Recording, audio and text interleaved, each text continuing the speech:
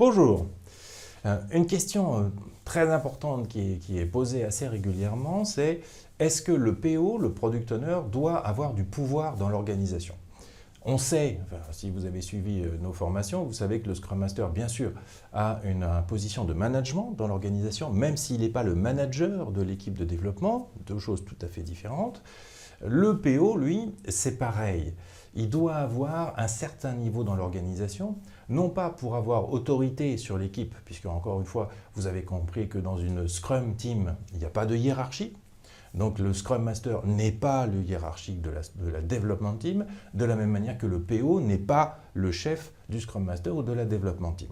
On est dans une équipe qui est transverse, puisqu'on est en fait en mode projet, même si on n'aime pas dire ça pour une équipe agile, puisqu'on n'est pas en train de faire de la gestion de projet.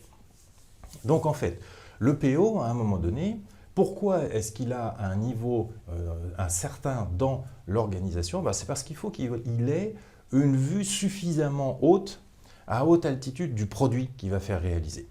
Il ne faut pas qu'il se contente de savoir qu'il faut développer un CRM. Et il ne peut pas se contenter de se dire qu'il faut développer tel produit à destination de tel client. Ce n'est pas suffisant. Parce qu'il faut qu'il ait une idée du contexte de l'entreprise, des contraintes de l'entreprise, des besoins des utilisateurs, de la concurrence, du marché. Et ça, on le dit très bien en formation, on a toute une séquence sur le Product Owner qui dure un petit moment où on essaye de décrire le tableau de cet animal à 5 pattes, voire 6, parce qu'il n'est pas facile à trouver. Il faut qu'il ait tout ça en tête, le PO. Le PO n'est pas technique, il n'est pas censé connaître le développement, il n'y a même aucun intérêt à ce qu'il connaisse le développement.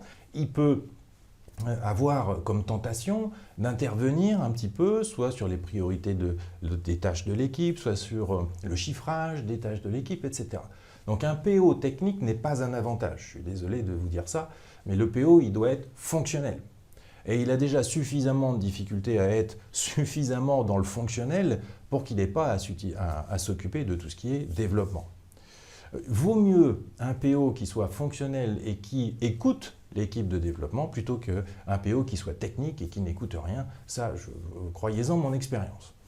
Et là, du coup, ce PO, donc, il faut qu'il ait un certain niveau dans l'organisation parce que pour avoir une vision transverse, il faut quand même plutôt être à un niveau plus élevé dans l'organisation où on ne s'occupe pas seulement du produit, mais également du produit dans son contexte. Et donc, il faut avoir une vue du processus en fait, dans lequel ce produit va s'insérer. Si on est en train de développer un CRM, il faut avoir une vue de l'ensemble de la relation client, pas juste du fonctionnement du CRM.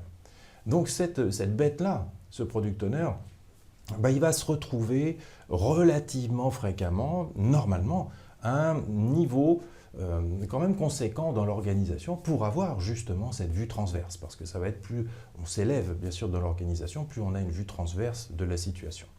Donc, le PO en tant que tel n'a pas besoin d'avoir du pouvoir dans l'organisation, mais il va en avoir tout naturellement parce qu'il faut qu'il ait cette vision transverse dans laquelle son produit en fait va s'insérer. C'est toute la difficulté.